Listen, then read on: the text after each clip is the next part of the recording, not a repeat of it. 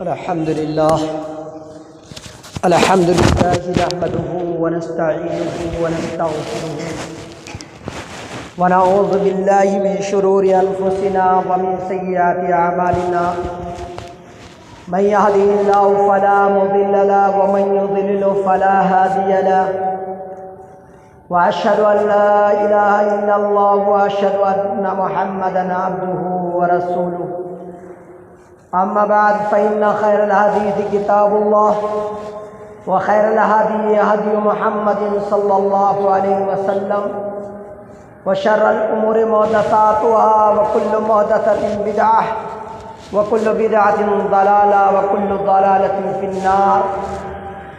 فأعوذ بالله من الشيطان الرجيم. بسم الله الرحمن الرحيم. يا أيها الذين آمنوا اتقوا الله حق تقاته ولا تموتن إلا وأنتم مسلمون. يا أيها الناس اتقوا ربكم الذي خلقكم من نفس واحدة وخلق منها زوجها وبث منهما رجالا كثيرا ونساء واتقوا الله الذي تساءلون به والأرحام إن الله كان عليكم رقيبا. يا أيها الذين آمنوا اتقوا الله وقولوا قولا سديدا يصلح لكم أعمالكم ويغفر لكم ذنوبكم ومن يطع الله ورسوله فقد فاز فوزا عظيما. وقال الله تبارك وتعالى في موضع آخر وأنكحوا الأيام منكم والصالحين من عبادكم وإمائكم وإن يكونوا فقراء يغنهم الله من فضله والله واسع عليم. وقال النبي صلى الله عليه وسلم عن أبي هريرة رضي الله تعالى عنه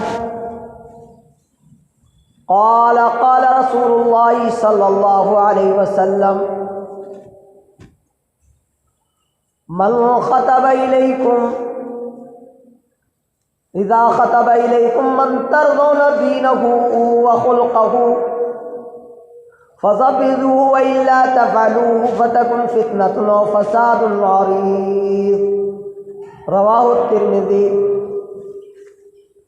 عن أبي هريرة رضي الله تعالى عنه قال قال رسول الله صلى الله عليه وسلم تنكح المرأة لأربعين ولجمالها ولحسبها ولمالها ولدينها فاظفر بذات الدين تربت يداك. رواه البخاری و مسلم. رب اشرح لي صدري ويسر لي امري واحلل عقدة من لساني يفقهوا قولي. رب زدني علما رب زدني علما رب زدني علما. اللهم إني أعوذ بك من علم لا ينفع وقلب لا يخشع ونفس لا تشبع ودعاء لا يستجاب له. آمين. اللهم إني أعوذ بك من جهد البلاء ودرك الشقاء وشماتة الأعداء وسوء القضاء. محترم معزز بزرگان دین، نوجوان ملی اسلامی بھائیوں، گھروں میں رہنے والی خواتین اسلام، پردہ نشین ماں اور بہنوں اور ملت اسلامیہ کے عزیز پیارے بچوں، اللہ عز و جل سبحانہ و تعالی کی حمد و ثنا اور اس کی بڑائی بزرگی اور اس کے شرف و عزت اور حمد و ثنا کے بعد درود و سلام نازل ہو تمام انبیاء اکرام علیہم الصلاۃ والسلام پر، خصوصاً ہمارے آخری نبی احمد مجتبیٰ محمد مصطفیٰ محسن انسانیت، معلم کتاب و حکمت، نبی کریم صلی اللہ علیہ وسلم پر درود و سلام نازل ہوں اور آپ کے جملہ اصحاب اور آپ کے جملہ متبعین پر اللہ کی رحمتیں اور برکتیں نازل ہوں۔ درود و سلام کے بعد آج جس موضوع پر لب گشائی کرنی ہے وہ میرا موضوع ہے کہ آخر ہم اپنے بچوں کا نکاح ان کی بلوغت کے بعد کیوں نہیں کرتے۔ یہ ایک سوال ہے، اس سوال کا جواب ہر ماں باپ کو جن کے بچے بالغ عاقل ہو گئے اور ان کی عمریں نکاح کی حدود کو پہنچ گئیں، آخر ان کے نکاح میں کیوں دیری کی جاتی ہے، کیا مسائل ہیں، کیا معاملات ہیں کہ ان کے نکاح اتنے تاخیر سے کیے جاتے ہیں کہ 32 سال 35 سال 40 سال کی عمر ہو جاتی ہے اور بچے یوں ہی بیکاری میں گھومتے اور پھرتے ہیں، یہاں تک کہ ایسے اعمال کے مرتکب ہو جاتے ہیں کہ وہ اعمال ہمارا منہ کالا کرا دیتے ہیں اور ہم معاشرے میں ذلیل اور رسوا ہو جاتے ہیں۔ نبی کریم صلی اللہ علیہ وسلم نے نوجوانوں کو ایک دعوت دی۔ آپ نبی کریم صلی اللہ علیہ وسلم نے کہا یا معاشر الشباب، عبداللہ ابن مسعود رضی اللہ تعالیٰ عنہ کی روایت کے مطابق، اے نوجوانوں کی جماعت، من استطاع منکم الباء، جو تم میں سے شادی کرنے کی طاقت رکھتا ہو، جس کے اندر قوت ہو، جس کے اندر طاقت ہو، جس کے اندر اپنی بیوی بچوں کے اخراجات کا اٹھانے کا سلیقہ جس کے اندر ہو، نان و نفقے کے قابل ہو، تو فرمایا اسے چاہیے کہ وہ شادی کر لے، اس لیے کہ آپ نے فرمایا فَإِنَّهُ وِجَاءٌ، یہ آپ نے فرمایا فَإِنَّهُ أَغَضُّ لِلْبَصَرِ وَأَحْسَنُ لِلْفَرْجِ، یہ شادی کا کرنا، نکاح کا کرنا، یہ آنکھوں کو پست کر دیتا ہے، نگاہوں کو جھکا دیتا ہے اور شرمگاہوں کی حفاظت کرتا ہے۔ پھر فرمایا جس کو یہ طاقت نہ ہو تو اس کو چاہیے فعلیہ بالصوم، اسے روزہ رکھنا چاہیے، فإنہ لہ وجاء، یہ اس کے لیے ڈھال کا کام دے گا۔ نبی کریم صلی اللہ علیہ وسلم کے اس ارشاد کے مطابق آج کے نوجوان، آپ جانتے ہیں کہ نماز کے اندر کتنے ڈھیلے ہیں، آپ جانتے ہیں کہ عبادت کے معاملے میں کتنے سست ہیں۔ آج وہ نوجوان نہیں رہا جو نوجوان پہلے کا تھا، جس کے اندر برداشت کی قوت تھی، جس کے اندر سوچنے سمجھنے کی صلاحیت کی تھی، جس کے اندر خاندان کی عزت اور اس کی پاسداری کا لحاظ تھا۔ وہ نوجوان آج نہیں ہے کہ جو نوجوان دین کے افکار و خیالات کو اپنے اوپر حاوی کرتا تھا، وہ نوجوان نہیں ہے جو دین کے راستے سے جڑ کر، دین کے راستے پر چل کر اپنی زندگی گزارتا تھا۔ ایسے وقت میں، اب ایسے فتنوں کے دور میں ماں باپ کی ذمہ داری ہوتی ہے کہ ماں باپ اپنے بچوں کو شادی کر کے فارغ کر دیں، ان کو آزاد کریں، ان کا نکاح کر کے اپنی جان کو وبال سے، بلا سے محفوظ کریں۔ اس لیے کہ نبی کریم صلی اللہ علیہ وسلم کی ایک حدیث کے اندر یہ بھی موجود ہے کہ اگر کسی کا بالغ بچہ ہے اور ماں باپ نے اس کی شادی نہیں کی ہے اور ایسی صورت میں وہ گناہ کا مرتکب ہو جاتا ہے، زنا کا ارتکاب کر لیتا ہے، تو اس کا گناہ اس کے ماں باپ پر بھی پڑتا ہے۔ ماں باپ برابر کے شریک ہیں اس کے گناہ کے اندر۔ جس کے ماں باپ کو معلوم ہے کہ بچہ بالغ ہو چکا ہے، حالات و ظروف کے اعتبار سے بچوں کی بہت ساری قسمیں ہیں۔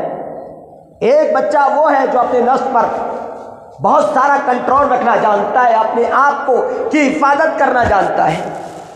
ایک بچہ وہ ہے جس کو خواہشات نفسانی نے اتنا پریشان کر رکھا ہے کہ اگر وہ کہیں غلط کرتا ہے تو سوچتا ہے میرا خاندان کی عزت چلی جائے گی، اور اگر وہ غلط نہیں کرتا تو نفسیاتی مریض بن جاتا ہے، یہاں تک کہ بہت سارے بچے دیوانے اور پاگل بھی ہو جاتے ہیں۔ اس کی مثالیں آپ لوگوں کے سامنے موجود ہیں، بہت ساری مثالیں ہیں۔ ہمارے معاشرے اور سماج میں کتنے ایسے نوجوان ہیں جن کی زندگیاں تباہ ہو گئیں، جن کی زندگیاں برباد ہو گئیں۔ ان کے ماں باپ نے جس وقت ان کی شادی کا وقت تھا، جس وقت ان کو بالغ ہوئے تھے، اس وقت ان کی شادیاں نہ کر کے اتنا بڑا جرم کیا کہ وہ لوگ نشے کے عادی ہو گئے، کچھ لوگ پاگل ہو گئے، کچھ لوگ دیوانے ہو گئے، کچھ لوگ بیماریوں کا شکار ہو گئے، چونکہ یہ ایسی ضرورت ہے کہ جس ضرورت کی بنیاد پر انسان ہیجانی کیفیات میں مبتلا ہو کر اس کے اعضاء پر اس کا خطرناک اثر پڑتا ہے، اور اس کا دماغ بھی مفلوج ہو سکتا ہے، اس کا دل بھی ڈوب سکتا ہے، اس کے جسمانی کیفیتیں خراب ہو سکتی ہیں، اس کے حالات برباد اور تباہ ہو سکتے ہیں۔ ایسے کتنے لڑکے، ایسے کتنے نوجوان جو ڈاکٹرز کے پاس گئے، حکیموں کے پاس گئے، حکیموں نے ان کی حالت کو دیکھا، ان کی جسمانی کیفیات کو دیکھا، ڈاکٹروں نے ان کی جسمانی کیفیات کا مطالعہ کیا، ماں باپ کو مشورہ دیا کہ فوراً اس بچے کی شادی کر دی جائے، چونکہ اس کا مزاج اس بات کا حامل نہیں کہ یہ بہت دنوں تک اپنے آپ کو برداشت کر سکے، یہ تباہ ہو جائے گا، اس کی زندگی تباہ ہو جائے گی اگر آپ ایسے ہی کرتے رہے۔ محسن انسانیت محمد رسول اللہ صلی اللہ علیہ وسلم نے آج سے 1400 سال پہلے نوجوانوں کو خطاب کر کے یہ حکم فرمایا، اے نوجوانوں کی جماعت، تم شادی کر لو، شادی کر لو۔ ماں باپ اکثر آڑے آتے ہیں شادیوں میں وہ بات بھی بتا دوں تاکہ بات اچھے طریقے سے صاف اور واضح ہو جائے۔ ماں باپ آڑے آتے ہیں بچوں کی شادیوں میں، بہانہ ان کا کیا ہے؟ یہ بچہ اگر شادی کر لے گا، اگر یہ نکاح کر لے گا تو ایسی صورت میں ہمیں ان کی کمائی کھانے کو نہیں ملے گی، ایسی صورت میں دوسری عورت اس پر آ کر کے قابض ہو جائے گی، اور قابض ہونے کے بعد ہمیں یہ بچہ بالکل نہ سمجھے گا، نہ اپنی بہنوں کو سمجھے گا، نہ ہی اپنے اور دیگر لوگوں کو یہ سمجھے گا جو ہم سے ریلیٹیو ہیں، جو ہم سے متعلق ہیں۔ لہذا اتنے دن تک تو اس سے کمائی کروائی جائے کہ یہ کمائی کرتے کرتے کرتے کرتے ہم کو کھلاتا جائے، پالتا جائے، پوستا جائے، ہماری لڑکیوں کے لیے جہیز اکٹھا کرتا جائے، دولت اکٹھی کرتا جائے، کہیں سے لائے، کیسے لائے۔ اس انتظار میں ہمارے آج کے دور کے ماں باپ نے اپنے بچوں کی نسلوں کو بھی برباد کر دیا۔ میں یہ غلط نہیں کہہ رہا، یہ بالکل ڈنکے کی چوٹ پہ کہہ رہا ہوں، ببانگے دوہل کہہ رہا ہوں، اعلان کے ساتھ کہہ رہا ہوں۔ میری آواز دھورا کی اکثر گلیوں میں جا رہی ہوگی اور اکثر جگہوں پر پہنچ رہی ہوگی۔ ماں باپ نے اس خود غرضی کی بنیاد پر اپنی اولاد کے نکاح نہ کر کے جرم کا ارتکاب کیا ہے۔ جتنا وہ بچہ جس کے نکاح کو نہ کر کے برباد اسے کیا گیا، جتنا وہ گناہ کا مرتکب ہے، اس کے برابر گناہ کا اجر، گناہ کا جو سزا ہے، اتنی ہی ان ماں باپ کو بھی ملنے والی ہے، نبی کریم صلی اللہ علیہ وسلم کی حدیث کے مطابق۔ یہ نہ سمجھے کہ ماں باپ سوچتے ہیں کہ ہم بچ جائیں گے، اور لڑکے کو یہ اللہ نے سمجھ دی ہے کہ اگر وہ کہیں نکاح کرنا چاہے اور اس کی مرضی ہے نکاح کرنے کی، تو اگر ماں باپ اس کے آڑے آ رہے ہیں اس کے نکاح کے معاملات میں، اور اس کو اندیشہ ہے زنا کا، اس کو اندیشہ خوف ہے اپنے اوپر عنت کا، حدیث کے الفاظ کے لحاظ سے اس کو اپنے اوپر خوف ہے زنا میں مبتلا ہونے کا، ایسی صورت میں لا طاعت للمخلوق فی معصیت الخالق، اللہ کی نافرمانی میں کسی مخلوق کی اطاعت جائز نہیں ہوگی۔ اس وقت ماں باپ کا کہنا بھی نہیں مانا جائے گا، چونکہ کبیرہ گناہ میں مبتلا ہونے کا اندیشہ ہے، اور جو ماں باپ اسے روک رہے ہیں وہ کان کھول کر سن لیں، وہ مجرم ہے۔ قیامت کے دن اس کے جرم کے ساتھ وہ اٹھائے جائیں گے، اور وہ پلٹا کہے گا اے اللہ میں تو جوان تھا، اے اللہ میرے پاس تو خواہشات تھی، اے اللہ میرے پاس تو ایک جو سمندر تھا خواہشوں کا، رب کائنات مجھ سے برداشت نہیں ہو سکا، میں نے زنا کیا، اس زنا کا سبب یہ میرے ماں باپ ہیں، ان کا بھی برابر مواخذہ کر۔ چنانچہ قیامت کے دن انصاف کے ساتھ مواخذہ کیا جائے گا، پکڑا جائے گا، سوال کیا جائے گا۔ بار بار ماں باپ کو یہ تلقین کی گئی ہے کہ ماں باپ اپنے بچوں کی ضرورت کو محسوس کریں، ماں باپ اپنے بچوں کے جب نکاح کی عمر کو وہ بچے پہنچ جائے تو ان کے نکاح کریں۔ 25 سال کے بعد، یعنی اللہ کے نبی صلی اللہ علیہ وسلم کی جو عمر تھی وہ 25 سال کی تھی۔ 25 سال کی عمر کے بعد کوئی انتظار نہ کرے، چونکہ اب اس کے بعد ڈینجر اسٹیج آنے والے ہیں، خطرناک مقام آنے والے ہیں، اب خواہشات کا انبار لگنے والا ہے، اب اس کے دماغ مفلوج ہو سکتا ہے، اس کو بیماریوں کا وہ شکار ہو سکتا ہے، زنا کا وہ مرتکب ہو سکتا ہے۔ اس لیے کہا لا تقربوا الزنا انہ کان فاحشۃ وساء سبیلا، زنا کے قریب نہ جاؤ، یہ بہت ہی بری بات ہے، بہت ہی گندی حرکت ہے اور برا راستہ ہے۔ آج ہم نے زنا کے لیے اپنے بچوں کو کی مہار کو کھول دیا ہے، رسیوں کو ڈھیلا کر دیا ہے۔ آج ہم نے اپنے نوجوان بچوں کو ایسے ہی چھوڑ دیا ہے، معاشرے میں دندنا رہے ہیں، جس سے چارے عشق بازی کر رہے ہیں، جس سے چارے معاشقہ کر رہے ہیں۔ ماں باپ کو پتہ نہیں، فون ہاتھ میں لیا، لڑکیوں سے گھنٹے گھنٹے رات کے باتیں ہو رہی ہیں، 12 بجے تک، 1 بجے تک بچے ہمارے فجر کی نماز کے لیے مسجد میں نہیں آتے، اور وہ باتیں اور گفتگو کر رہے ہیں۔ کس سے کر رہے ہیں آخرکار گفتگو؟ ماں باپ کو سب حقیقت معلوم ہے، لیکن اس کے باوجود وہ چشم پوشی اس لیے کر رہے ہیں کہ کہیں ہمارا بیٹا لاکھ کما رہا ہے، 10 لاکھ کما رہا ہے، کروڑ کما کے لا رہا ہے، اگر ہم اس کو ٹوک دیں گے، اگر ہم اسے روک دیں گے، ہمارا یہ بچہ کہیں ہمارے خلاف اٹھ کے کھڑا نہ ہو جائے۔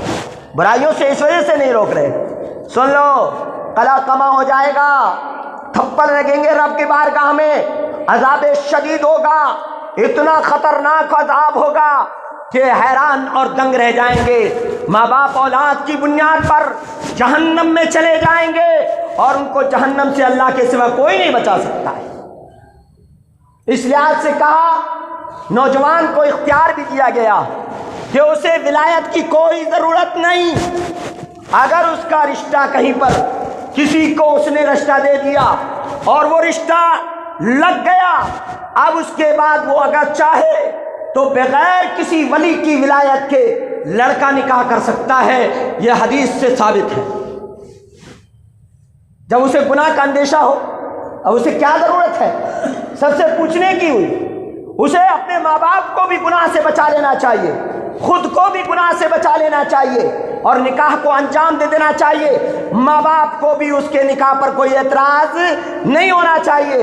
اس بھاگنے والے بھگوڑوں سے اور ان لنگوروں سے تو زیادہ بہتر ہے جو عزت کے ساتھ اپنے ماں باپ کی عزت رکھے، چاہے وہ اپنے جو ہے بھائیوں کے ساتھ یا مسلمان بھائیوں کے ساتھ رہ کر کے، ان کے درمیان بیٹھ کر کے، سب کے درمیان بیٹھ کے اس لڑکی والے سے بات کر کے، اس کو پیغام دے کر کے وہ نکاح کر رہا ہے عزت کے ساتھ، ان بھگوڑوں سے تو بہتر ہے جن کی اولادیں ہمیشہ کے لیے حرامی ہو جاتی ہیں۔ لا نکاح الا بولی، یہ لڑکی کے لیے ہے، لڑکے کے لیے نہیں۔ لڑکی کے لیے، لڑکی کے لیے اس کے ماں باپ کا، اس کے باپ کا ہونا لازمی اور ضروری ہے۔ بغیر باپ کے لڑکی کا نکاح نہیں ہوگا۔ جو بھگوڑیاں ہیں بھاگ گئی ہیں، بغیر باپ کی مرضی کے انہوں نے نکاح کر لیا ہے، ایسی لڑکیاں وہ ان کا فنکاحھا باطل، فنکاحھا باطل، فنکاحھا باطل، ان کا نکاح باطل ہے، ان کا نکاح باطل ہے، ان کا نکاح باطل ہے۔ اور جتنی اولاد پیدا ہو رہی ہے سب کی سب اولاد ناجائز ہے۔ نکاح کر لیا جا کے اس کی بغیر اجازت کرو. جیسے مولوی بھی ہیں، مالوی ہیں، یہ مولوی نہیں ہے، مالوی ہیں، جدھر مال مل جائے ادھر کو ڈھل جائے. سمجھ آئی بات؟ آج ایسا ہمارے معاشرے میں ہو رہا ہے. لڑکیاں کیوں آخر گھروں سے فرار ہو رہی ہیں؟ مقصد کیا ہے لڑکیوں کے فرار ہونے کا؟ ہم نے ان لڑکیوں کی عمر 18 سے 20، 20 سے 25، 30 کر دی. اچھے اچھے پیغامات آئے، اچھے اچھے پیغام آئے، ان پیغاموں کو ٹھکرا دیا. ہم نے کیا کہا؟ ہمارے برابر کا نہیں لڑکا، ہمارے اس کا نہیں ہے. اس کی دینداری نہیں دیکھی، اس کی آخرت نہیں دیکھی، اس کا نماز کا قائم کرنا نہیں دیکھا، اس کے روزے نماز کی حیثیت کو نہیں دیکھا. بس یہ دیکھا کہ ہمارے مزاج کا نہیں ہے، لڑکے کو رد کر دیا.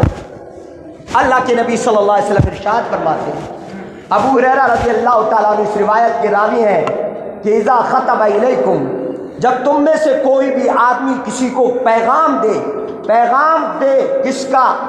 شادی کرنے کا، اور تم اس کے دین سے راضی ہو اور اس کے اخلاق سے راضی ہو، من ترضون دینہ وخلقہ، جس کے اخلاق سے تم راضی ہو، جس کی عادات سے تم راضی ہو، جس کے دین سے تم راضی ہو، من ترضون دینہ، تو آپ نے فرمایا فزوجوہ، اس کی شادی کر دو، اس کی شادی کر دو. پھر ارشاد فرمایا اگر تم ایسا نہیں کرو گے تو فتنہ ہوگا یا لمبا چوڑا فساد ہوگا. آج ایسا ہی ہو رہا ہے. لڑکا کہہ رہا ہے کہ فلاں کی لڑکی بہت نیک عادت کی ہے، مجھے اس سے نکاح کرنا ہے. ماں باپ کہہ رہے نہیں، وہ ہمارے لائق کا کام ہے، وہ ہمارے لائق کا ہی نہیں ہے. بیٹا کہہ رہا نہیں میں کروں گا شادی، باپ کہہ رہا نہیں وہ ہمارے لائق کا نہیں، فلاں ہمارے لائق کا نہیں، وہ ایسے ہیں وہ ویسے ہیں. اگر لڑکی نیک ہے، صالحہ ہے، اور اسے پتا ہے کہ یہ صالحہ لڑکی ہے، نکاح کرے. اگر نکاح نہیں کرتے تو ایسی صورت میں فتنہ ہوگا یہ کہ جو لڑکا اور جو لڑکی راضی ہیں، وہ لڑکے راضی ہو کر آج کل ایسے اسباب برائیوں کے مبتلا ہیں کہ تھوڑی سی دیر میں اس نے فون کیا کہ چل تو چل، ہم چلتے ہیں، نہ تیرے ماں باپ راضی ہیں نہ میرے ماں باپ راضی ہیں، چلو چلتے ہیں، بھاگ چلتے ہیں. بھاگنے کا پلان بنا لیا، فرار ہو گئے، ناک کٹ گئی، بہت اچھا ہوا. ناک کٹ گئی، بہت اچھا ہوا. جب عزت سے کہہ رہا تھا میرا نکاح کر دو، جب عزت سے کہہ رہا تھا کہ میری شادی کر دو، جب عزت سے کہہ رہا تھا یہ میرا ایسا معاملہ کر دو، تب نظر نہیں آیا. اور جب لے کے فرار ہو گیا، اس کے بعد لے کے 2-4 دن میں آ رہا ہے، سب بھول جاتے ہیں، آخر کے بعد اس کو ویسے ہی رکھ لیتے ہیں. یہ اولاد اس کی، وہ لڑکی جو بھاگی ہے بغیر ولی کے، اس نے جو نکاح کیا ہے، اس سے جتنی اولاد پیدا ہوگی دونوں ماں باپ مجرم ہیں اس کے حرام اولاد پیدا کرانے کی. کھلی بات کہہ رہا ہوں، اس میں کوئی لیک لاگ نہیں، کوئی مسالہ لگانا نہیں ہے. یہ شریعت کا عین تقاضا ہے کہ بچہ راضی ہے اور بچی کے گھر والے راضی ہیں، تو بچی کے گھر والوں کو چاہیے اور بچے کے گھر والوں کو چاہیے کہ وہ نکاح کر دے، کوئی اس میں اعتراض نہ کرے. ہمارے یہاں کا ماحول یہ ہے کہ چلو ماں باپ بھی راضی ہو جاتے ہیں، اس کے ماں باپ بھی راضی ہو گئے، اس کے ماں باپ بھی راضی ہو گئے، ماما بیچ میں آڑے آ جاتا ہے، پھوپھا بیچ میں آڑے آ جاتے ہیں، چچا بیچ میں آڑے آ جاتا ہے، بہنوئی بیچ میں آڑے آ جاتا ہے، جیسے کہ یہ کر کے لائے گا اس کو. اللہ اگر حضرت عمر ہوتے نا تو یہ ڈنڈا ہوتا ان کے ہاتھ میں، اور ایسے لوگوں کو خوب بجاتے رہے، اچھا کر کے بجاتے، رکھ کے بجاتے رہے. دین کا مذاق اڑا دیا ہے، ٹھٹا اڑا دیا ہے. بھائی شادی لڑکے کو کرنی ہے اور اس کی دینی حیثیت کے معاملات کو اس کو دیکھنا ہے، سارے حالات کو اس کو سمجھنا ہے، زندگی اس کو گزارنا ہے. آپ کون ہوتے ہیں بیچ میں روڑا اٹکانے والے؟ روڑا اٹکا رہے ہیں آج زندگیوں میں، برباد کر رہے ہیں. اور پھر شادی ہو جاتی ہے تب بھی بربادی، کہیں ساس معترض تو کہیں سسر معترض تو کہیں نندے معترض تو کہیں بہو ایسی چلی گئی کہ بہت ہی اخلاق کی بدترین. یہ سارے معاملات اور سارے حالات کا دین ہے، یہ دین کا ٹھٹا ہے، یہ دین کا مذاق ہے، یہ دین کا استہزاء ہے. جس طرح آپ کی بیٹی کو اپنے باپ نے پیار سے پالا ہے، محبت سے پالا ہے. آپ کی بیٹی کسی کے گھر پہ بہو بن کے گئی ہے, آپ کی بیٹی کی تکلیف جتنی اپنے دل کے اندر محسوس کرتے ہیں اتنی تکلیف اگر آپ اپنی بہو کی کرتے ہیں تو آپ اصلیت میں اصل سسر ہیں, آپ اصلی باپ کی طرح اس کے ساتھ اچھا سلوک کر رہے ہیں. اور اگر آپ کی بیٹی کو آپ آرام چاہتے ہیں اور دوسری بیٹی کی سے غلامی کرانا چاہتے ہیں تو یاد رکھو کل قیامت کے دن اللہ کے یہاں انصاف کی ترازو ہے, وہاں تولا جائے گا کہ تم نے اپنی بیٹی کے لیے وہ پسند کیا جو تم پسند کرنا چاہتے تھے, اور دوسرے کی بیٹی آئی تو اس کو تانے تشنے اور مار تمام چیزیں کہ یہ نہیں لائی, کہ وہ نہیں لائی, کہ جائز اکٹھا نہیں کیا, کہ تیری اماں نے وہ نہیں دیا, تیرے ابا نے یہ نہیں دیا. یہ سارے معاملات تم نے کیوں کیے؟ اس سوال کا جواب دے. کوراو مچا ہوا ہے ہندوستان کے اندر. وہ لڑکی ختم ہوئی عائشہ نام کی, ڈوب کے مر گئی, اس نے بھی ایک بدعقیدگی کا کام کیا, اسی سزا میں وہ ہمیشہ مبتلا جہنم کے اندر رہے گی. اگر وہ صبر کرتی تو اللہ تبارک تعالیٰ, اور اسی میں صبر کی حالت میں موت ہو جاتی اس کی تو وہ شہید کہلاتی, لیکن اس نے اپنے آپ کو ڈبو کر کے اس نے برباد کر دیا اپنے کیریئر کو بھی. لیکن ایک سبق دے کے گئی کہ ایسے لوگ جو لالچی ہیں, جن کے منہ پر خون لگا ہوا ہے اس مال دولت کا, جن کے منہ پہ خون لگا ہوا ہے حرام کے نوالوں اور لقموں کا, ان بے غیرتوں کی غیرت پر ان کو شرم آنی چاہیے اور اپنی غیرتی پر افسوس کرنا چاہیے کہ قوم کی بیٹیاں پنکھوں سے لٹکنا شروع ہو گئیں, کہ قوم کی بیٹیاں نالوں میں بہنا شروع ہو گئیں, کہ قوم کی بیٹیاں دریاؤں کو اپنے حوالے کرنے لگیں. یہ ہماری قوم پر ایک داغ ہے, یہ اسلام کے نام پر ایک دھبا ہے. ہمارے اسلام کے نام کو آج برباد کیا جا رہا ہے اور خود ہم کر رہے ہیں, کوئی دوسرا نہیں کر رہا ہے, ہم کر رہے ہیں. وراثت ہے بس. میں نے بتایا تھا ایک بات, چاہے لڑکا ہو چاہے لڑکی ہو, یاد رکھ لو جس کے پاس جس اولاد کے پاس اس کے باپ کی جائیداد ہے, اور اگر اس کے باپ تو مر گئے وہ تو چلے گئے اپنی جائیداد کو چھوڑ کر, اور اولاد نے آپس میں اتفاق کے ساتھ اپنی بہن بیٹیوں اور اپنا جو ہے حصہ اسی شریعت کے دائرے میں مقرر نہیں کیا, سمجھ لو کہ یہ بھائی اور یہ سارے رشتہ دار مصیبت میں پڑ جائیں گے, مصیبت میں پڑ جائیں گے. اس کی جائیداد ہے, اس کا مال ہے, وہ وراثت, لیکن یہ وراثت شادی میں نہیں جائے گی, اس کی ایف ڈی بنا کر کے جو ہے داماد کے نام نہیں کی جائے گی, اس کی پوری رویداد اس لڑکی کے نام پر جائے گی, اور لڑکی اپنے حصے پر قابض رہے گی جب تک زندہ رہے گی, اور جب مر جائے گی تب اس کے بعد اس لڑکی کے بچوں کو اور اس کے شوہر کو حصہ اس میں ملے گا شریعت کی روشنی میں. اور اسی طرح وہ لڑکا جو شادی کر کے گیا ہے, میں نے بتایا تھا گزشتہ جمعہ کہ وہ لڑکا جو شادی کر کے گیا ہے وہ یہ لالچ نہ رکھے کہ اس کے مال میں اس کا حصہ ہے, اس کا حصہ اس کے مال میں اس کے مرنے کے بعد ہی ہے, لیکن تمہارے مرنے کے بعد تو اس کا بھی حصہ ہے, گرچہ تم ایک دن گزار کر کے انتقال کر گئے ہو. آج شادی ہوئی, کل لڑکے کا انتقال ہو گیا. اب ہمارے یہاں کے رسم و رواج کیا ہے, بڑے بے غیرت ہیں ہم لوگ, حقیقت میں بہت بے غیرت ہیں. ہمارے یہاں کا رسم کیا ہے, نہ تو ہم کیا اس لڑکی اگر ہمارے بھائی موجود ہیں ان بھائیوں سے اس کا نکاح کر کے اس کو راحت دیتے, اور نہ ہی یہ کرتے کہ جو حصہ اس کے شوہر کا ہے اس میں سے جو حصہ شریعت نے اس کے لیے مقرر کیا ہے وہ بھی اسے نہیں دیتے, اور لڑکی کو خالی ہاتھ وہاں سے بھگا دیتے, لے جا اپنا جائز لے کر اور اپنے گھر پہنچ, اس لیے سے کہ جو بھائی کا حصہ بچا ہے اس پہ ڈاکہ زنی کرنے کو مل جائے. ڈاکہ ہے یہ ڈاکہ, یاد رکھیے وہ لوگ ڈاکو ہیں جو لوگ اپنی بھابھی کا حق مارتے ہیں جبکہ اس کا شوہر انتقال کر جاتا ہے اور اس کے کوئی اولاد نہیں ہوتی ہے. ایسی صورت میں اس بیوی کا حصہ اس میں موجود ہے, اگر اس کو اس حصے کے بغیر اس کے میکے بھگایا گیا ہے تو یاد رکھو اس ظلم کا بدلہ جہنم میں بھگتنا ہی پڑے گا, اور جب تک وہ معاف اپنی زندگی میں نہیں کرتی کبھی قیامت تک کو معافی نہیں مل سکتی, اور قیامت کے دن اس کی سزا تو مل کر ہی رہی.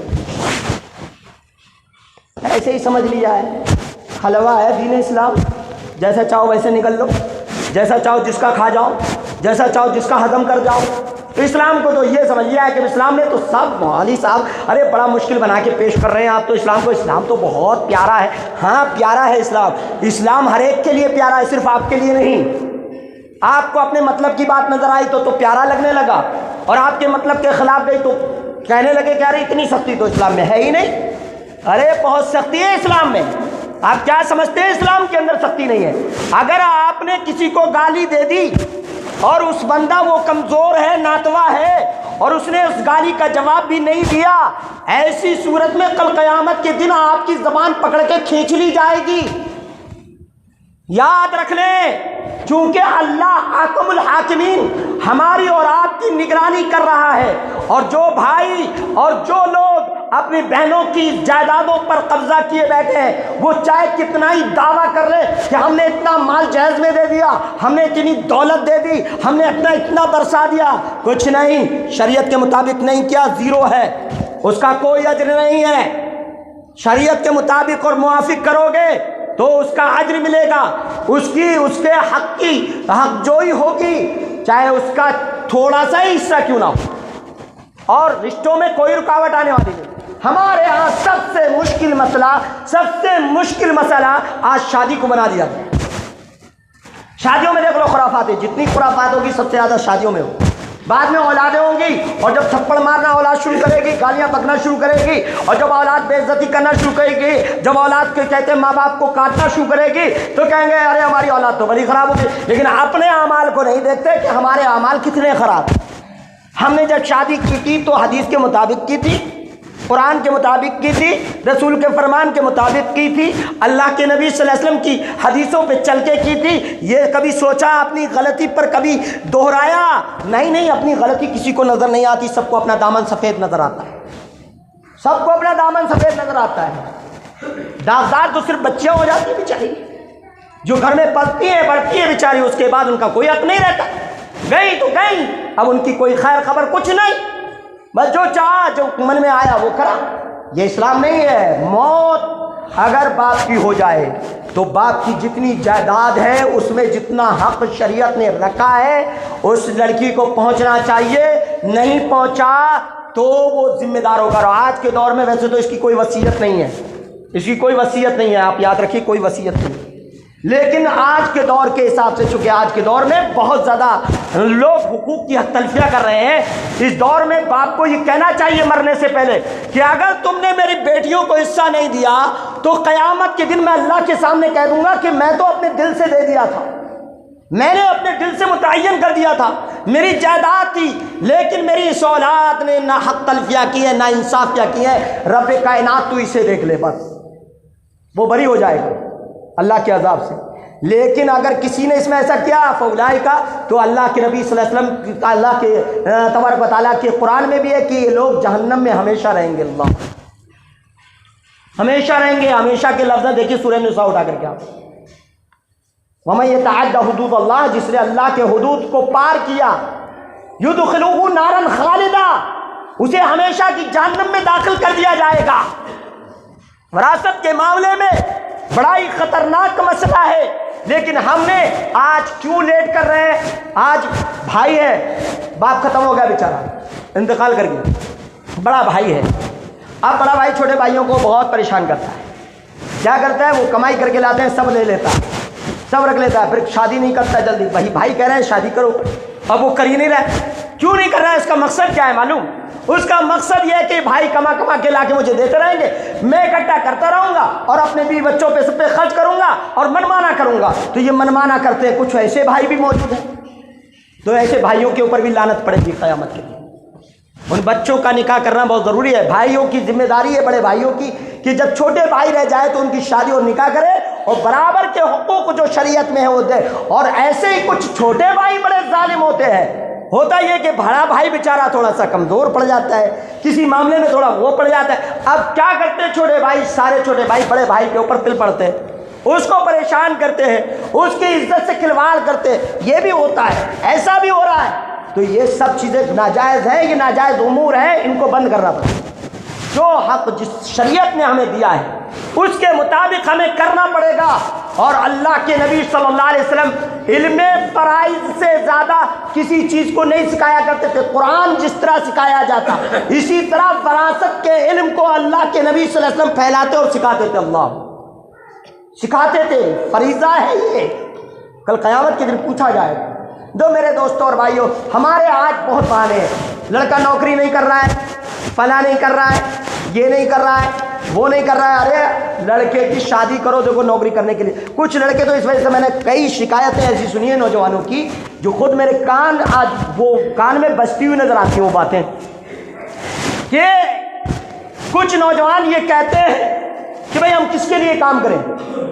ان کے گھر میں جب جھگڑے ہوتے ہیں، لڑائی ہوتی ہے، تو وہ یہ کہتے ہیں کہ ہم کس کے لیے کریں، ان کے لیے کرتے کرتے کھلاتے کھلاتے اتنے دن ہو گئے، لیکن آج تک انہوں نے ہماری ضرورت کو محسوس کیا، ہماری شادی نہیں کی، شادی نہیں کی، یہ ہمیں استعمال کر رہے ہیں۔ تو وہ بچے ہٹ درم ہو جاتے اور کام کرنا بند کر دیتے، سست ہو جاتے۔ اب اگر اس کی بیوی اگر اس کے پاس آ گئی تو بیٹا چاہے کرو یا مت کرو، وہ تم جانو گے، کل کو 2 لاتیں مارے گی، بھگائے گی، کہے گی کما کے لاؤ کھلاؤ مجھے، کس لیے تم نے نکاح میں مجھے قبول کیا تھا، ضرور بھی ضرور وہ کام کرے گا۔ ایسے لوگ دیکھے گئے کہ جو شادی سے پہلے کوئی کام نہیں کرتے تھے، لیکن شادی کے بعد وہ ایسے کام کرنا شروع کر دیے کہ کروڑ پتی ہو گئے۔ میں تو ایک لڑکے پہ آج بھی تعجب کرتا ہوں، بہت تعجب کرتا ہوں، ہمارا ساتھی رہا، ہمارے ساتھ پڑھتا تھا، نام تو نہیں بتاؤں گا لیکن ساتھ پڑھتا تھا، جوکھن پور کا رہنے والا بچہ تھا، لیکن ہم اسے اتنا گٹھل سمجھتے تھے کہ بہت گٹھل ہے، یہ تو حساب و کتاب ہی نہیں کر پائے گا، اور آج وہ اتنا مالدار ہے کہ ہم لوگ اس کے سامنے کچھ بھی نہیں ہے دولت میں۔ اللہ اتنا نواز دیتا ہے، دیکھو جو آدمی کبھی سست ہوتا ہے کبھی اللہ اسے تیز بھی کر دیتا ہے، تو یہ اللہ ہے، یغنیہم اللہ من فضلہ، اللہ اپنے فضل سے غنی کرتا ہے، اللہ کے فضل سے وہ غنی ہوتا ہے، نہ کہ کسی اور کے فضل سے، نہ تو سسرال کے مال سے، نہ کسی اور کے مال سے، اللہ تبارک و تعالیٰ اس کی اپنی کمائی میں برکت دے دیتا ہے۔ کتنے ایسے رشتے دیکھے ہم نے کہ جن رشتوں میں کچھ بھی نہیں، کچھ حاصل ہی نہیں ہوا، لیکن اللہ نے ان کی کمائیوں میں دن دوگنی رات چوگنی ترقیاں کر دی۔ کیوں؟ اس لڑکی کے نصیب سے، جو لڑکی گئی ہے اس کے نصیب سے، اس کے بچوں کے نصیب سے اللہ نے ترقیاں کر دی۔ تو یہ اللہ کا معاملہ ہے، اللہ کے اوپر چھوڑے، نوکریوں کا انتظار نہ کرے، بیٹیوں کے لیے انتظار نہ کرے۔ اگر سارا معاشرہ وراثت کے معاملات پہ آ گیا، سارا معاشرہ سادگی سے نکاح کرنے پہ آمادہ ہو گیا، میں اللہ کی قسم کھا کے کہتا ہوں، رب کعبہ کی قسم کھا کے کہتا ہوں، آپ جھوٹے ہو سکتے ہیں، میں جھوٹا ہو سکتا ہوں، لیکن فرمان مصطفیٰ جھوٹا نہیں ہو سکتا۔ سارے حل ہو جائیں گے، مسائل حل ہو جائیں گے ہو شریعت کے مطابق۔ آج کوئی اگر پیغام پیش کرنے کے لیے لڑکا آ جائے، مان لو میں ایک لڑکا ہوں، میں پہنچ گیا کسی کی بیٹی کو پیغام دینے کے لیے، اب میں نے اس کو ڈائریکٹ پیغام دیا تو کیا کرے گا؟ جوتا لے کے مارنا شروع کر دے گا، تو میری بیٹی کو کون پیغام دینے والا ہوتا ہے؟ لیکن نبی کے زمانے میں ایسا نہیں ہوتا۔ نبی کے زمانے میں خود شادی کرنے والا پیغام لے کے جاتا اس کے باپ کے پاس اور پیغام دیتا، اگر باپ اس کو اچھا سمجھتا، اس کے اخلاق سے، اس کے دین سے راضی ہوتا تو شادی کر دیتا، اور خود کبھی باپ اپنی بیٹی کو پیش کرنے کے لیے جاتا کہ میری بیٹی سے نکاح کر لو۔ آؤ حدیث ہے اللہ کے نبی صلی اللہ علیہ وسلم کی کہ بابو، امام بخاری نے باب باندھا ہے، بابو عرض الانسانی ابنتہ او اختہ الی اہل الخیر، باب باندھا ہے کہ جو نیک آدمی ہے اس نیک آدمی پر اپنی بیٹی اور اپنی بہن کو پیش کرنا کہ وہ اس سے نکاح کر لے، اس کو پیش کرنا کوئی گناہ نہیں ہے، کوئی گناہ نہیں ہے، اور نہ کوئی غلطی ہے، یہ بہت بڑی اچھی بات ہے کہ آدمی اپنی بیٹی کو ایک نیک آدمی کے لیے پیش کر رہا ہے۔ حضرت عمر رضی اللہ تعالیٰ عنہ کی بیٹی حفصہ رضی اللہ تعالیٰ عنہ بیوہ ہو گئی۔ اب حضرت عمر رضی اللہ تعالیٰ عنہ اللہ کے نبی صلی اللہ علیہ وسلم کے صحابہ کے پاس پہنچتے ہیں، سب سے پہلے پہنچتے ہیں حضرت عثمان غنی رضی اللہ تعالیٰ عنہ کے پاس، حضرت عثمان غنی کے پاس، حضرت عثمان غنی رضی اللہ تعالیٰ عنہ سے کہتے ہیں میری بیٹی سے نکاح کر لو، وہ منع کر دیتے ہیں، ایک آدھ دن کے بعد جواب دے دیتے ہیں کہ میں نہیں کر پاؤں گا، تو غصہ ہوتے ہیں دل کے اندر، لیکن پھر اس کے بعد حضرت ابو بکر صدیق رضی اللہ تعالیٰ عنہ کے پاس پیغام دیتے ہیں کہ میری بیٹی سے آپ نکاح کر لیں، اس کے بعد وہاں سے بھی نفی ہو جاتی ہے، پھر اس کے بعد حضرت علی کو پیش کرتے رضی اللہ تعالیٰ عنہ، تو پھر ان کے پاس بھی پیش کرتے، وہ بھی منع کر دیتے ہیں کسی طریقے سے، تو ان تینوں پہ غصہ ہوتے ہیں دلی دل کے اندر، لیکن ابھی اپنے دل کی بات نہیں کر رہے۔ اتنے میں رسول اللہ صلی اللہ علیہ وسلم کا پیغام آتا ہے کہ حفصہ سے میں نکاح کروں گا۔ چنانچہ حفصہ کا نکاح اللہ کے نبی محمد رسول اللہ صلی اللہ علیہ وسلم سے کر دیا جاتا ہے۔ تو حضرت ابو بکر صدیق اور حضرت عمر فاروق اور حضرت علی جب ملتے ہیں، حضرت عثمان، یہ چاروں اصحاب جب ملتے ہیں اور ان سب کے سامنے پیش کیا تھا حضرت عمر فاروق رضی اللہ تعالیٰ عنہ نے ان سب کے سامنے، حضرت علی کے سامنے، حضرت ابو بکر صدیق کے سامنے اور حضرت عثمان غنی کے سامنے پیش کیا تھا۔ یہ جب تینوں ملتے ہیں اور چاروں اکٹھے ہوتے ہیں تو حضرت عمر کہتے ہیں مجھے تم پر غصہ تھا، لیکن تو کہا کہ ہم اسی وجہ سے آپ کو نہیں بتا رہے تھے کہ ایک مجلس میں اللہ کے نبی نے کہا تھا کہ حفصہ سے میں نکاح کروں گا، تو ہم نے آپ کے راز کو راز رکھا اور ہم نے نہیں کھولا تمہارے سامنے، اب دیکھو نکاح ہو گیا۔ تو اگر اللہ کے نبی اس بات سے جو ہے ناراض ہوتے یا اللہ کے نبی اس کا انکار کر دیتے اس نکاح سے، تو ہم بالکل کر لیتے۔ ابو بکر صدیق نے کہا میں نکاح کر لیتا، میں نکاح کر لیتا اگر اللہ کے نبی نہیں کرتے، لیکن اللہ کے نبی نے جو ہے ہم سے ارادہ ظاہر کیا تھا۔ اس سے معلوم ہوا کہ آپ اپنی بیٹی کسی نیک لڑکے کے لیے پیش کر سکتے ہیں، آپ اس کا پیغام دے سکتے ہیں اور آپ کو کوئی داماد بھی پیغام دے سکتا ہے، جیسا کہ حضرت بلال رضی اللہ تعالیٰ عنہ کا واقعہ ہے۔ صحیح حدیث ہے کہ اللہ کے نبی صلی اللہ علیہ وسلم نے ان کو بھیجا، کہا کہ فلاں عورت کے پاس جاؤ اور جا کے پیغام دو۔ جب وہ اس کے گھر پر گئے اور پیغام دیا اس کے باپ کو، تو اس کے باپ نے کہا تم کہاں اور ہم کہاں، تمہاری صورت، تمہاری شکل، تمہارے معاملات، یعنی وہ خوبصورت نہیں تھے، بدصورت تھے، لیکن دیندار تھے، اللہ والے تھے اور اللہ کے نبی کے صحابی تھے۔ جب پیغام دیا گیا تو ان لوگوں نے، تو وہ لڑکی اوپر سے دیکھ رہی تھی، اس نے کہا ارے اس کو دیکھتے ہو، اس کو دیکھو جس نے یہ پیغام بھیجا ہے، یعنی محمد رسول اللہ صلی اللہ علیہ وسلم، میں اسی سے نکاح کروں گا، میرے نبی نے پیغام بھیجا ہے، یہ ہے شریعت۔ آج ذرا سا کوئی پیغام بھیج دے، ہم ایسے لڑکے بیٹھ جائیں۔ میرے پاس کئی پیغام آتا ہے میری بیٹی کے معاملے میں۔ ایک شیخ عطا الرحمان کو میں نے پیغام دیا، انہوں نے انکار کر دیا، کہا کہ ابھی پہلے تو انہوں نے کہا میں کروں گا، پھر اس کے بعد انہوں نے کہا کہ ابھی مجھے ٹائم لگے گا، تھوڑا سا جو ہے آپ کی بچی کے لیے ٹائم لگے گا، تھوڑا سا آپ انتظار کریں گے۔ تو میں نے کہا میں انتظار کر لوں گا، لیکن اس کے بعد پھر انہوں نے کہا کہ میں دوسری شادی میں اپنی جو ہے شادی کر لیتا ہوں اور مولانا صاحب آپ کہیں اور کر لیجیے گا۔ میں نے کہا ٹھیک ہے، کوئی بات نہیں، الحمدللہ آج تک میں ان سے ناراض نہیں ہوا۔ کیوں؟ میری بیٹی کا انکار کر دیا تو میں ناراض ہو جاؤں؟ ارے بھائی اس کی اپنی ضرورت جو ہے ہمارے ہاں سے نہیں ہے، انہیں نہیں ہے چاہت، کوئی بات نہیں ہے، ان کی کوئی اور ضرورت ہوگی، کوئی اور مسائل ہوں گے، اللہ بہتر جانتا ہے۔ تو ہم ناراض ہو کے بیٹھ جائیں کہیں سے ہمارے بچی کا پیغام ٹوٹ جائے یا کہیں سے یہ حدیث میں نہیں ہے۔ یہ ہم جو کچھ کر رہے ہیں سب غلط کر رہے ہیں، جو کچھ کر رہے ہیں قسم اللہ کی غلط کر رہے ہیں۔ ہمارا نفس ہونا چاہیے کہ پیغام کہیں سے بھی آئے پہلے دیکھیں کہ یہ پیغام اچھا ہے، بہتر ہے، اخلاق اچھا ہے، لڑکے کا کردار اچھا ہے، دین اچھا ہے، تو نکاح کر دیں، نکاح کر دیں۔ اور اگر دیندار نہیں ہے، ایسے ہی ہے، تو نہ کریں۔ سوچ سمجھ کے ماں باپ کو قدم اٹھانا چاہیے، ٹھیک ہے۔ اور اس کے ساتھ ساتھ آپ یاد رکھیں کسی کے نکاح کے معاملات میں آڑے نہیں آنا چاہیے۔ بہت سارے لوگ آڑے آتے ہیں اور مہر کے وقت میں اکثر قہر برستا ہے، قہر برستا ہے مہر کے وقت میں۔ مولوی صاحب سے کہہ دیا تھا اے مولوی صاحب تمہارا چپ چاپ بیٹھنا، منہ بند کر کے۔ مولانا لوگوں کے اوپر اپنی دھاک جمائی جاتی ہے، چپ چاپ بیٹھنا، آپ کچھ مت بولنا، ہم بولیں گے۔ ماموں ادھر سے آتا، نانا ادھر سے آتا، پھپھا ادھر سے آتا، خالو ادھر سے آتا، یہ سب آتے۔ 1 لاکھ کا دے گا، ایک کہہ رہا ہے 2 لاکھ کا دے گا، ایک کہہ رہا ہے 5 لاکھ کا دے گا۔ ایسا لڑائی جھگڑے، ایسا لگتا ہے کہ سارے جھگڑے یہیں پر جمع ہو گئے۔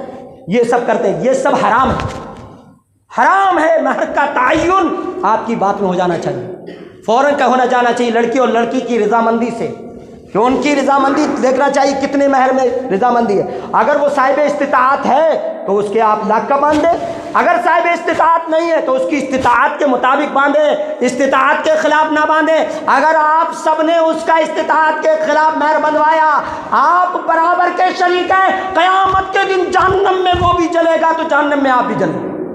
تیار ہو جاؤ لاٹھی کھانے کے لیے اللہ کی۔ اللہ سے دعا ہے کہ اللہ رب العزت ہم تمام کو نیک عمل کی توفیق دے اور نکاحوں کے معاملات کو درست کرنے کی توفیق نصیب فرما، سادگی سے ہماری بچیوں کو ودا کرنے کی توفیق دے، ساتھیوں سے ہمارے بچوں کو جوڑا بنانے کی اللہ ہمیں توفیق دے۔ اللہ ہمیں اچھے ناتی، اچھے نواسے، اچھی نیک نواسیاں نصیب فرمائے، اللہ ہمارے بچوں کی نسلوں کو آگے بڑھائے، اللہ انہیں دیندار بنائے، اللہ انہیں پرہیزگار بنائے، اللہ والا بنائے، اللہ انہیں سادگی والا بنائے، اللہ ہماری بچیوں کو پھانسیوں سے محفوظ فرمائے، اللہ ان کی ان بدعقیدگیوں سے دور فرمائے، اللہ ان کے ان گناہوں سے دور رہنے کی توفیق عطا فرمائے، اللہ تعالیٰ کسی کی عزت کو سڑک پر نہ لائے، اللہ سب کی عزتوں کو محفوظ فرمائے، ہماری تمام بیٹیاں، ہماری تمام بچیاں جو لولہان ہو چکی ہے، اللہ تعالیٰ ان کے دلوں کو تھام لے اور رب العالمین ان کے لیے نکاح کے اسباب پیدا فرمائے۔ بڑی عمر ہو جاتی ہے اور ہماری بچیاں ایسے ہی بیچاری منہ تکتی رہ جاتی ہے اور پریشان رہتی ہے، پھر نکاح کے لیے کوئی پیغام نہیں آتا ہے۔ اے اللہ ایسے جوڑوں کو جوڑا نصیب فرما، اے اللہ رب العزت ہمیں تاخیر کرنے سے تو ہمارے دلوں کو دور فرما دے، اے اللہ ہمیں جلدی ان چیزوں میں کرنے کی توفیق نصیب فرما۔ آمین وآخر دعوانا ان الحمد للہ رب العالمین والصلاۃ والسلام علی سید الانبیاء والمرسلین والحمد للہ۔